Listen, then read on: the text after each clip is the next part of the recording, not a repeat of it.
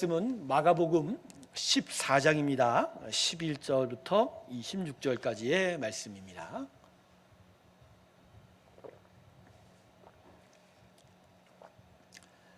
마가복음 14장 12절에서 26절까지의 말씀입니다.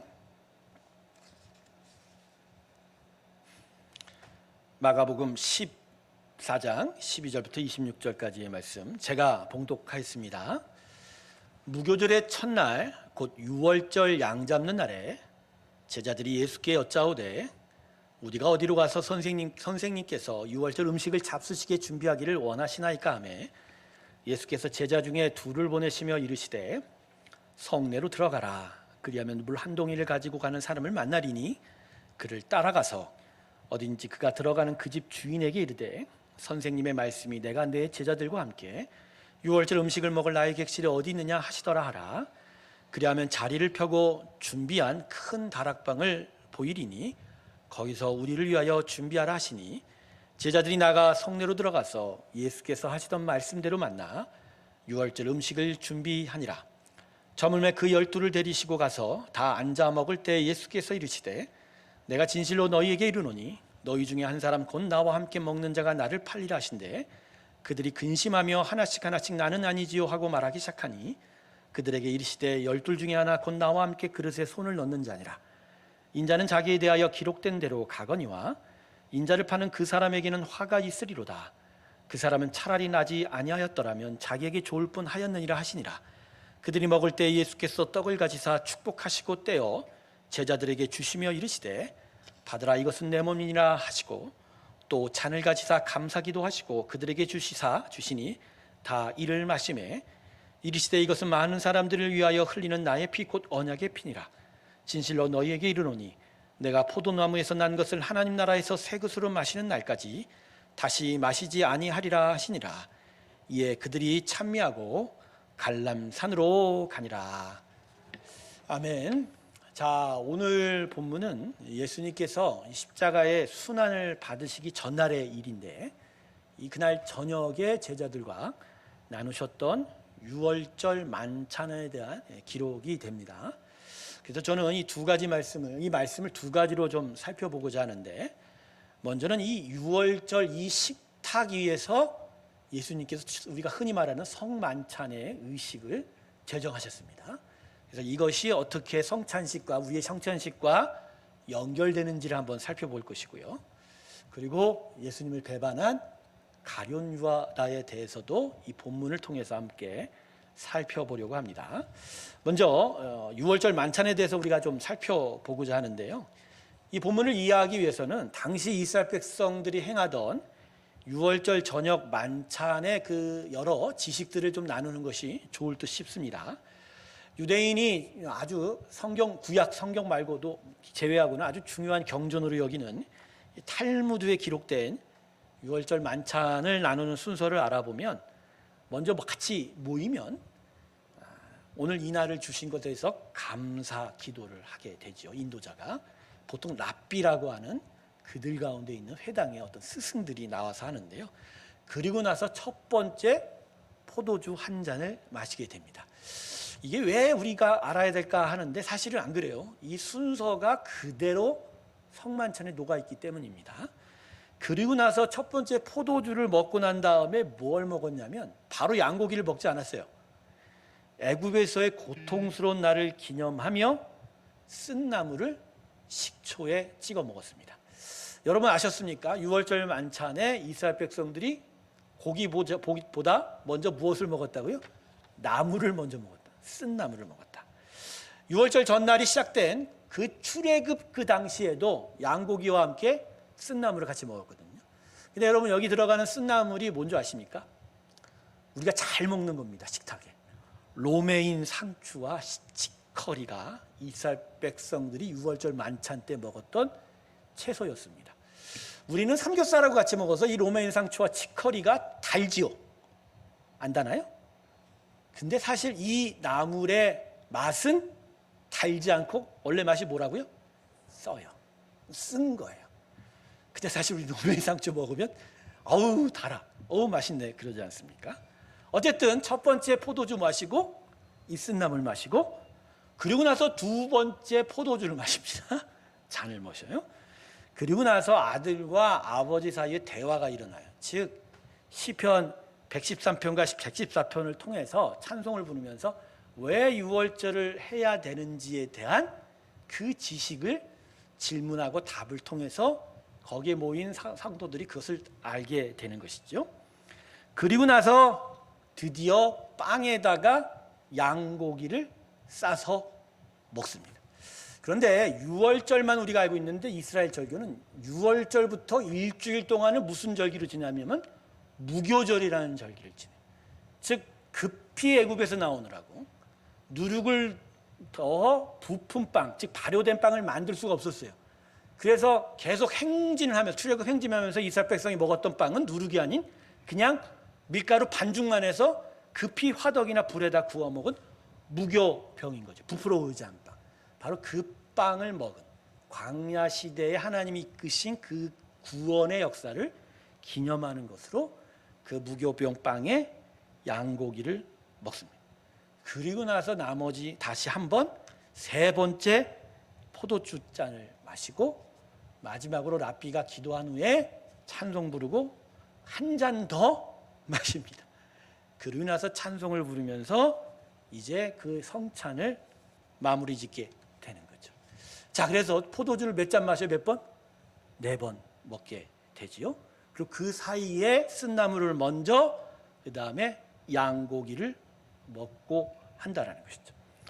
그런데 예수님이 당시에 이 유월절을 행할 때 이 순서대로 다 한 것 같지는 않아요. 그리고 특별한 행동 한 순서 하나가 들어가죠. 예수님이 이 성찬 중간에 뭘 행하셨어요? 제자들의 발을 씻겨주셨죠. 여러분, 이 제자들의 발을 씻기신 게 두 번째 잔을 마시고 양고기를 빵에 싸기 전에 이 세족식이라죠. 이 세족의 예식을 행하셨던 거예요. 즉 이제로부터 내가 앞으로 죽을 터인데 그 전에 양고기를 먹기 이전에 그 주의 죽으심을 기억하기 이전에 예수님의 섬김과 사랑을 다시 기억하라는 의미로 세족이 행하여지고 그리고 나서 양고기를 빵에 싸먹는 그때에 예수님께서 마지막 세 번째 잔과 양고기를 같이 빵을 같이 들어서 성찬의 예식을 마련하신 거예요. 그래서 원래 이스라엘 백성에게 중요한 유월절의 음식은 나물과 쓴나물과 양고기인데 주님은 이걸 포도주 잔과 빵으로 바꿔버리신 거예요. 즉 쓰디 쓴 구원의 경험, 그 압제, 애굽의 압제의 경험과 양고기로 대변되는 어린 양의 그 속죄, 보혈, 그 구원이 이제 예수님의 죽음으로 말미암아 그 안에서 빵과 잔으로 대치가 된 거예요. 그러니까 구원 받기 이전의 삶에서 이제 성만찬은 어떻게 간다? 참된 구원을 기념하는 의식으로 변해가게 됐다라는 거예요. 자, 이 부분이 왜 중요하냐면 바로 양고기로 먹는 그 순서가 예수님은 그 다음날 십자가에 스스로가 어린 양으로 죽으신 것으로 대체한 거예요. 그래서 이날 이 제자들과 함께한 유월절 식사에서 예수님과 제자들은 양고기를 먹지 않았습니다. 실제적인 이유는 돈이 없었을 것 같아요.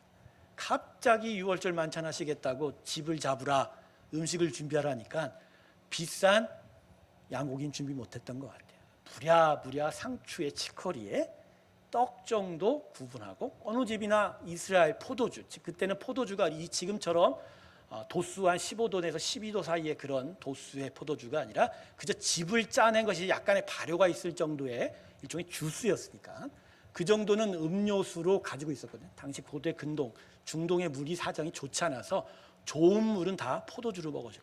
근데 그런 상태에서 이 유월절 만찬을 시작하고 그 안에 빵과 잔을 통해서 장차 당신께서 행하실 십자가의 그 고난을 제자들이 이런 식으로 앞으로 기념하여 주의 백성들과 함께 나누기를 구원하셨던 것이죠. 그래서 본문은 우리에게 예수님의 최후 만찬이라고 알려진 이 십자가 고난 전날의 유월절 만찬은 제자들이 준비한 게 아니라 예수님이 준비하고 진행하셨다라는 걸 깨닫게 됩니다. 즉, 이 유월절 만찬은 예수님이 나가 십자가에 올라가기 전에 제자들이 남겨진 유언을 전하는 정도가 아니라 이제 내가 장차 십자가에 올라가 고난받아 죽을 것인데 그리고 부활할 것인데 이 십자가를 이제 너희가 어떻게 기념할지에 대한 방식을, 그 기념하는 방식을 손수 가르쳐 주셨다는 거예요. 저는 그래서 이 본문을 보면서 예수님의 구원 베푸심은 앞뒤로 보나 좌우 옆면으로 보나 진짜 완전한 거예요. 그냥 십자가에 달리셔도 진짜 귀한 구원이 될 건데 그 앞으로도 제자를 가리키고 그 후로도 부활하셔서 제자들에게 나타나셔서 부활의 능력을 전하시고 또 기도하고 또 이렇게 최후의 만찬을 준비하는 일들을 통해서 완전한 구원의 일들을 이루셨다는 것을 살펴볼 때, 야, 정말 예수님의 구원은 진짜 완전하구나. 할렐루야. 주의 십자가만이 우리를 향한 구원의 핵심이자 전부가 될 것이며, 이 완전한 구원 외에는 우리가 주님께, 주님의 나라를 향하여 나아갈 수 있는 완전한 구원의 역사는 나타날 수가 없다라는 거죠. 특별히 이 성만찬의 예식 쪽에서 전에는 쓴나물과 양고기로 대변됐지만 이제 떡과 잔으로 대변되는 것을 우리가 다시 한번 살펴봐야 됩니다. 쓴나물과 양고기는 그저 애굽에서 제 종살이로부터 구원받은 그 행위에 대한 기념이었지만 이제 떡과 잔은 그 구원을 넘어 아예 완전한 구원에 대한 하나님의 백성들의 어떤 기념이 담겨져 있거든요. 자, 여러분, 떡이, 우리가 항상 선창시에 나누는 떡이 어떤 의미가 있지요? 어떤 의미가 있어요? 너희를 위한 나의 몸이다라고 하죠. 성찬을 행할 때 앞에 인도하는 성찬 인도자는 항상 모든 미사여구를 집어넣을 수 있어도 이것이 중요합니다. 왜냐하면 성경이 그렇게 말씀하셨기 때문에. 즉 예수의 몸, 그 몸이 십자가의 죽음은 그건 죽은 것으로 끝나는 것이 아니라 그 죽음을 기념하는 이 떡으로 말미암아 우리는 인생의 참된 양식을 얻게 되었다. 할렐루야. 바로 그분은 죽어서 이것이 너희를 위한 몸이라 했지만 여기에는 내가 곧 생명의 떡이라고 하는 요한복음 말씀이 녹아 들어가 있는 거거든요. 그래서 단지 구원만을 기념하는 것이 아니라 예수의 십자가의 고난 가운데 들어가면 우리의 영, 우리의 인생에 대한 참된 공급을 우리는 영원토록 받게 됩니다. 할렐루야. 그래서 여러분, 예수 믿는다라는 건 단지 지금 우리를 불쌍히 여기고 단지 우리의 삶을 나중에 사후에 천국으로 인도하는 정도가 아니에요. 하나님이 당신의 아들을 우리에게 주심으로 말미암아 우리 인생에게는 진짜 우리 인생에 필요한 참된 양식을 공급받았다입니다. 할렐루야. 여기 계신 모든 자들이 하나님으로부터 참된 인생의 양식을 공급받은 줄로 믿습니다. 하나님 주셨어요. 이미 우린 받은 거예요. 다만 우리가 우리 안에서 그걸 먹고 있느냐, 아니면 잠시 두고 있느냐, 아니면 내 인생 저곳에서 구석에서 썩어가고 있느냐의 차이인 것이죠. 자, 그리고 잔이 뭐죠? 잔의 의미는 너희를 위하여 흘리는 언약의 피입니다. 즉 하나님이 당신의 아들을 통해서 구원하신 그 구원의 일들은 영원토록 지속이 되는 하나님의 뭐라? 약속이다. 할렐루야. 그러니까 구원이 앞으로 변개가 될 수 있어요? 없지. 근데 여기서 착각하지 말아야 되는 건 십자가의 구원은 하나님의 영원한 약속이지, 그 십자가의 구원에 내 자신이 들어가 예수와 함께 죽고 예수와 함께 사는 일들에 대한 나의 구원에 대한 영원한 약속까지는 아닌 거예요. 자, 이게 참 중요해요. 이게 사실 헷갈리거든요. 구원의 방식에 대한 하나님의 영원한 약속이지, 그 영원한 약속을 내가 고백하며 나도 그분께 고백하는 서로 간의 언약이 있어야 그 약속이 살아나게 되는 거예요. 제가 쉽게 얘기하면, 예수님 날 위해서 십자가에 죽었으니까 뭐 대충 믿어도 난 구원 받겠지 하면 그 구원이 성립이 돼야 안 돼요? 안 된다는 거예요. 이게 중요합니다. 그래서 성찬이 교회에서 가장 중요한 성례 중에 하나예요. 왜냐하면 이 성찬을 통해서 예수의 구원받으심을 내가 떡과 잔으로 기념하며 계속 되뇌이는 거예요. 그리고 내가 이로 인하여 구원받았으면 계속 고백하는 거고, 그리고 그 고백을 향한 하나님의 약속에 나도 하나님이 나의 주님입니다, 나의 구세주입니다, 계속 살아있는 고백을 드려가게 되는 거죠. 그럴 때 비로소 우리는 예수 십자가 위에 참된 구원을 얻게 되는 거거든요. 그래서 여러분, 교회에서 성찬이 지금 막 코로나 때문에 제대로 드리지 못하지 않습니까? 저번에 우리가 성찬을 드렸지만 이 방역수칙 때문에 이게 참 어떻게 할까 걱정이 되고 했었는데, 그럼에도 불구하고 이게 성찬이 아주 자주 드려져야 된다는 거예요. 그래서 초대교회 때는 성찬, 이 주의 만찬에 매 식기마다 했어요. 그러니까 보통 예전에 초대교회 교인들이 모일 때 밥 먹으러 모였어요. 그러니까 주님의 제자들이 찬양하고 예수의 일들을 증거하고 나서 같이 만찬을 나눴어요. 서로가 부족한 인간 각자 집에서 서로의 물건을 가져다 나누는 자리에서, 그 자리에서 사도들이나 제자들의 우두머리가 일어나서 바로 잔과 이 작은 떡을 통해서 주님의 몸 되심과 그분의 구원의 영원함을 함께 기념하며, 그러면서 같이 공동체의 떡을 나누게 된 거죠. 그래서 교회가 성찬을 하고 함께 식사하는 게, 이게 그냥 예배 끝나고 집에 가기 전에 밥 한 끼 같이 먹는다는 의미를 뛰어넘는 거예요. 같은 주의 몸을 나누고 같은 주의 약속을 나누어 그 떡과 잔으로 말미암아 하나가 되는 것이 바로 예수의 공동체입니다. 할렐루야. 그래서 같은 믿음, 같은 고백을 세우고자 계속 예수의 공동체는 성찬과 이 말씀과 은혜 안에서, 예배 안에서 하나가 되어 가야 되는 거죠.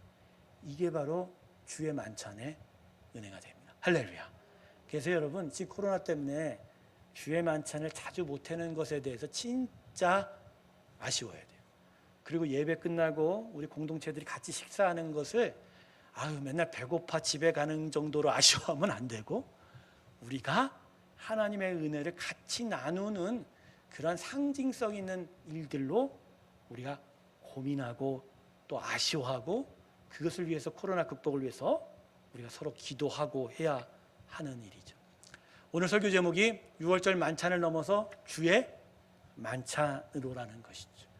즉 그저 예수님이 우리를 구원하신 것을 기념하는 정도가 아니라 실제로 그분의 떡과 잔을 통해서 십자가 안으로 들어가 그분의 약속을 끝까지 신뢰하며, 그래서 그분의 영원한 양식 되심을 계속 고백하며 받는 일이 우리를 향한 주의 만찬인 것을 기억하셔야 합니다.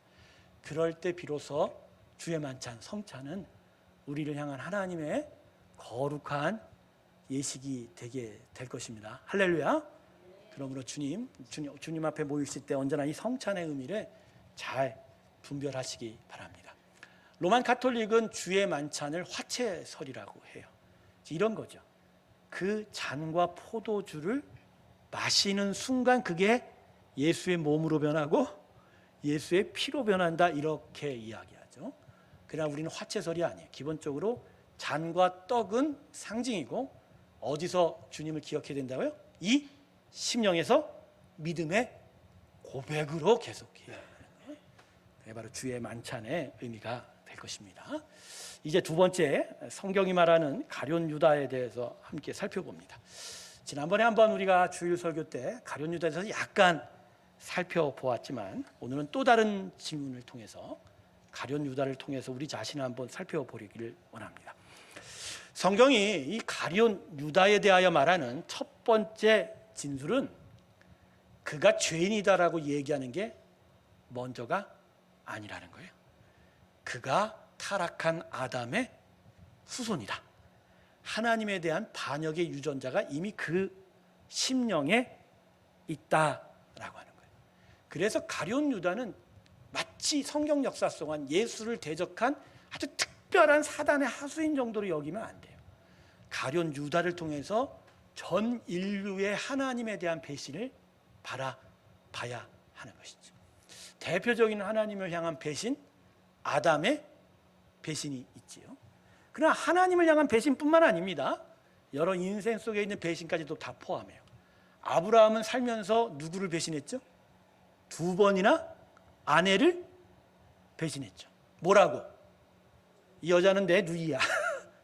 얼마나 그 앞에서 그 아내가 마음이 아팠을까. 다윗은 누구를 배신했죠? 비록 밧세바를 취했어도 우리아는 죽이지 않았어도 됐거든요.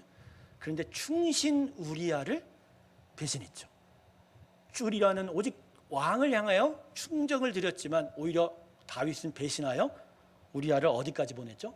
가장 험난한 적진으로, 그 적군 전장으로 보내서 그가 목숨을 잃을 수밖에 없는, 그의 충정에 대하여 다윗은 죽음으로 보상한 거죠. 압살롬은 누구를 배신했죠? 아버지를 배신했죠. 그리고 나중에 가룟 유다가 예수를 배신하는 거. 그래서 이러한 성경의 여러 배신의 사건들에 대한 중첩과 접목들이 결국은 어디에 모인다고요?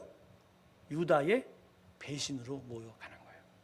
두 번째, 성경이 말하는 가룟 유다에 대한 두 번째 지술은 그가 사탄의 유혹에 빠진 자였다.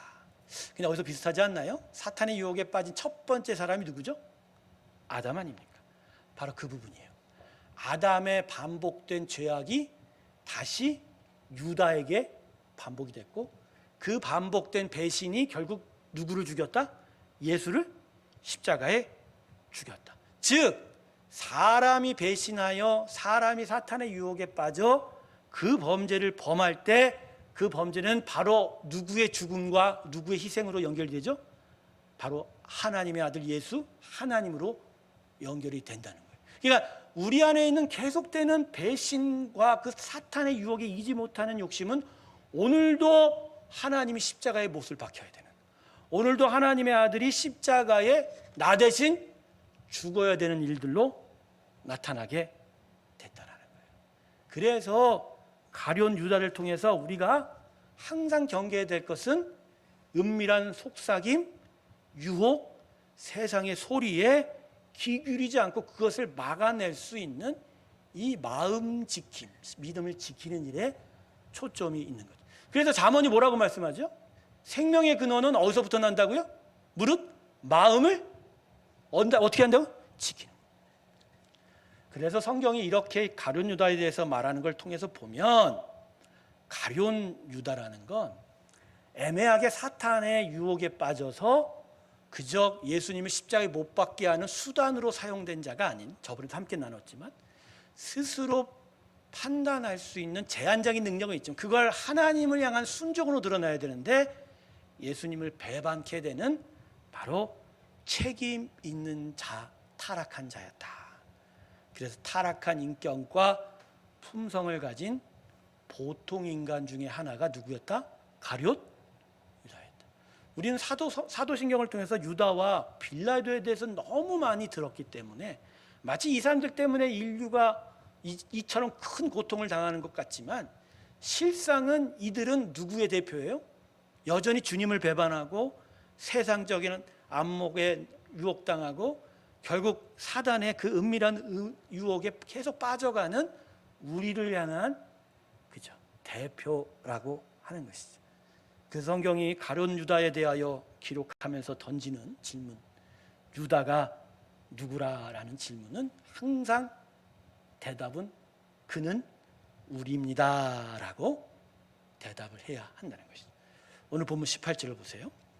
예수님이 제자들 중에 자신을 배반할 자가 있다고 하죠. 이렇게 말씀합니다.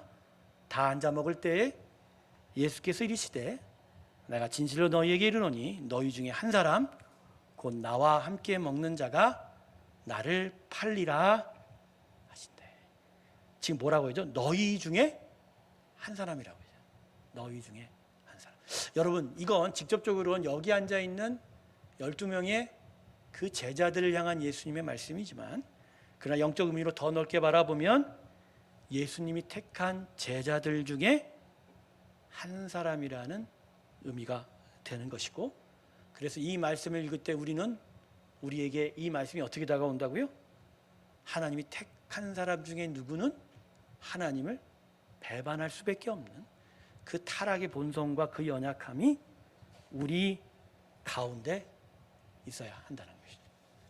그래서 이 말씀을 들은 제자들의 모습 속에서도 우리 자신을 되돌아볼 수 있는 구절이 있어요. 18절에 너희 중에 하나가 나를 팔리라 하시니까 제자들이 19절에 뭐라고 얘기하죠? 자, 기록된 거 이렇게 기록됩니다. 그들이 근심하며 하나씩 나는 아니지요 하고 말하기. 하나씩 뭐라고 한다고요? 나는 아니지요.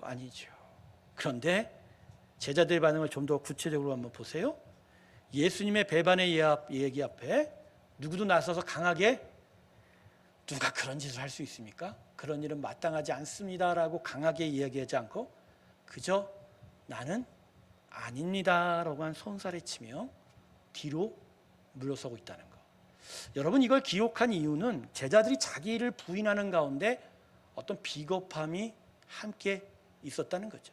지금 뭔가 예루살렘 성에 들어와 예수님이 왕으로 등극할 것 같은데 하루, 이틀, 사흘, 나흘째 되면서 뭔가 형세가 분위기가 안 좋아지기 시작하고, 그러면서 제자들 스스로가 이게 어떻게 되냐, 거기다 예수님이 자신은 죽으리라 이렇게 얘기하니까 마음에 무언가 주저함이 있었다는 것이죠.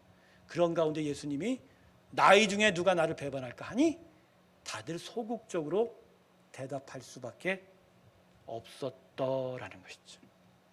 그래서 성경은 항상 우리에게 이렇게 얘기합니다. 가룟 유다는 실상은 너희 중에 하나라는 이야기. 즉 성경에 나타난 수많은 죄인들의 이야기는 사실 그들이 아닌 누구를 향한 이야기요? 우리를 향한 이야기. 그리고 모든 죄악 가운데 항상 자기 자신을 향하여 바라보게 하는 것이죠. 그래서 성경이 항상 말씀을 읽을 때마다 우리로 하여금 이런 고백을 만들어요.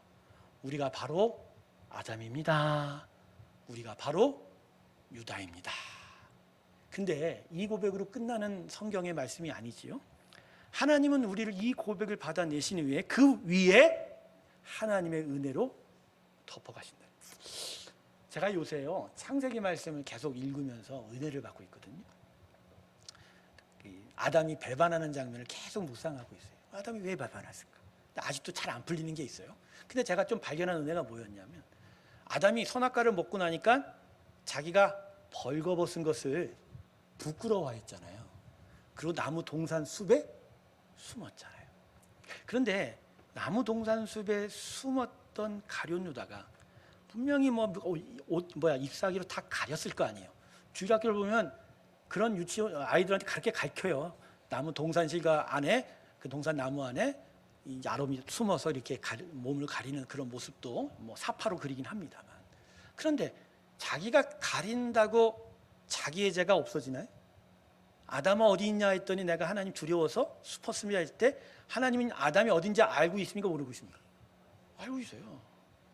근데 아담이 숲에서 숲 밖으로 나왔다라는 걸 나는 몰라요. 써 있지 않아요. 그냥 그 안에 있는 거지요. 그래서 제가 그렇구나. 자기가 자기의 죄를 그죠? 가릴 수가 있어요, 없어요? 없어요. 그런데 자기의 죄를 결국 아담의 죄를 누가 가려줘요?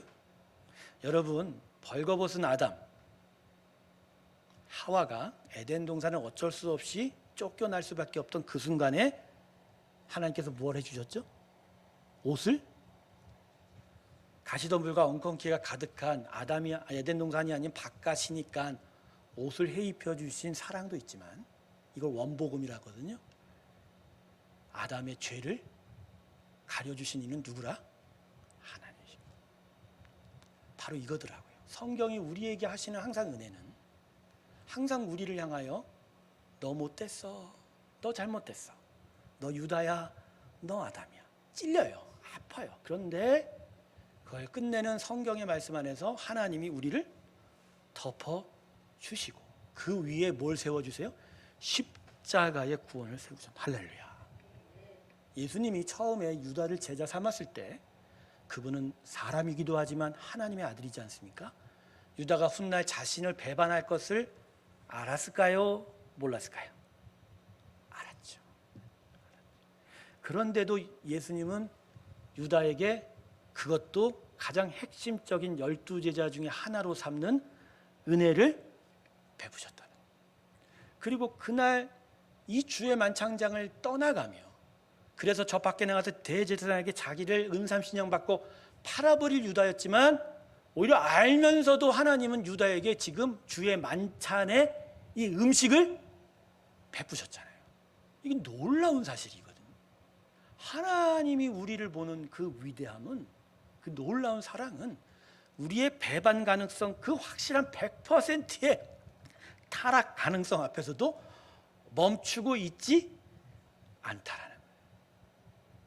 할렐루야. 오늘 아침 새벽 예배 때도 참 저는 은혜를 받았어요.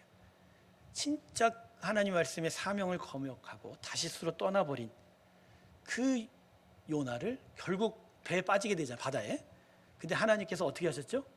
물고기를, 제가 볼 땐 욥바에서 다시스로 가는 그 배가 출발할 때부터 그 물고기는 계속 준비되어 출발하고 있었을 것이다.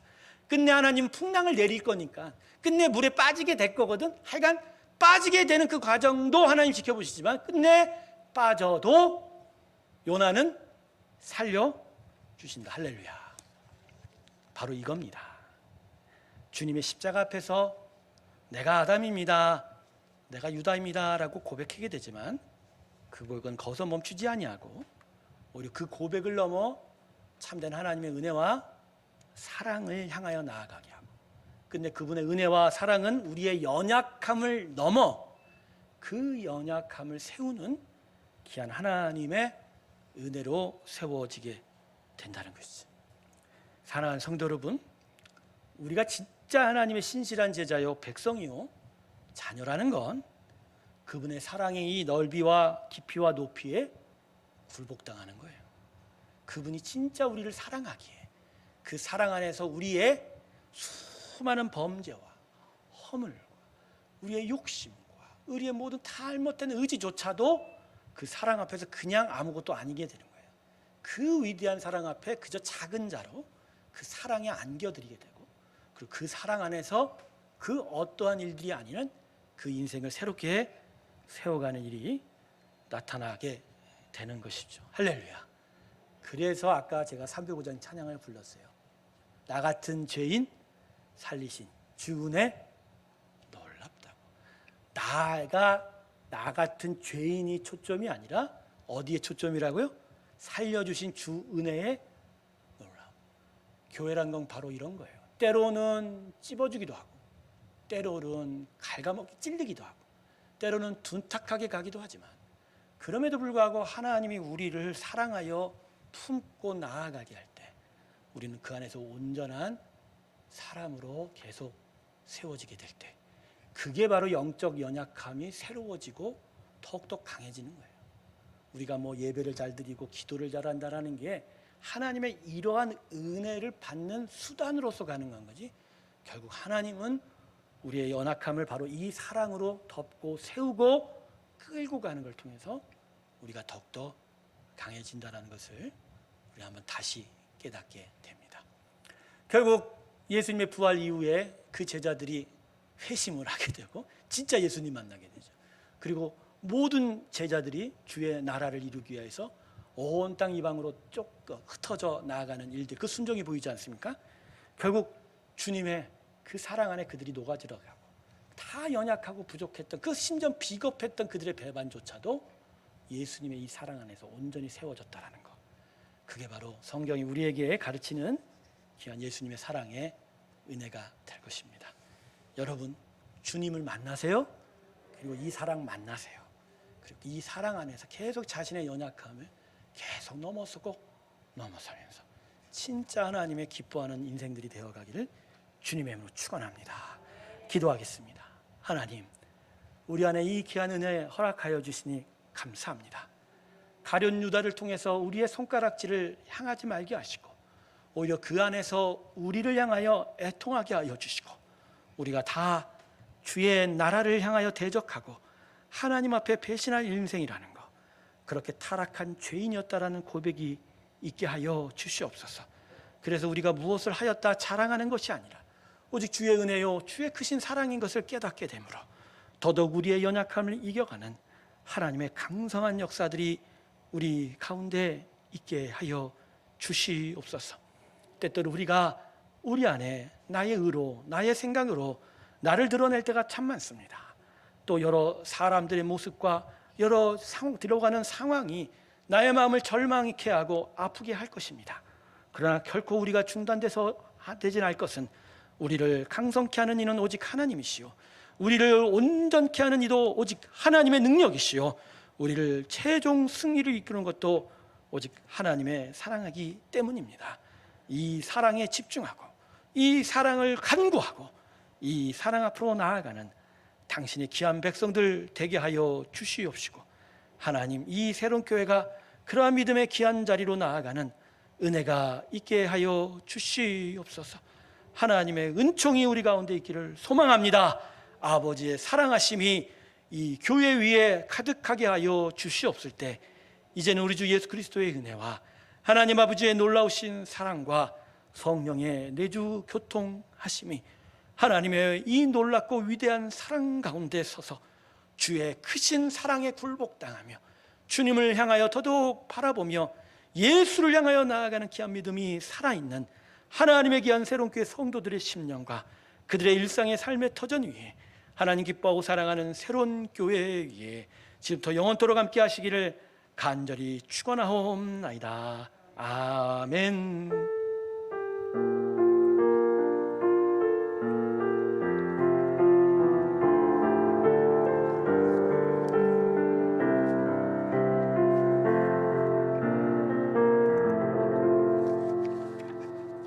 예배 마치셨습니다. 평안한 길로 가시기 바랍니다.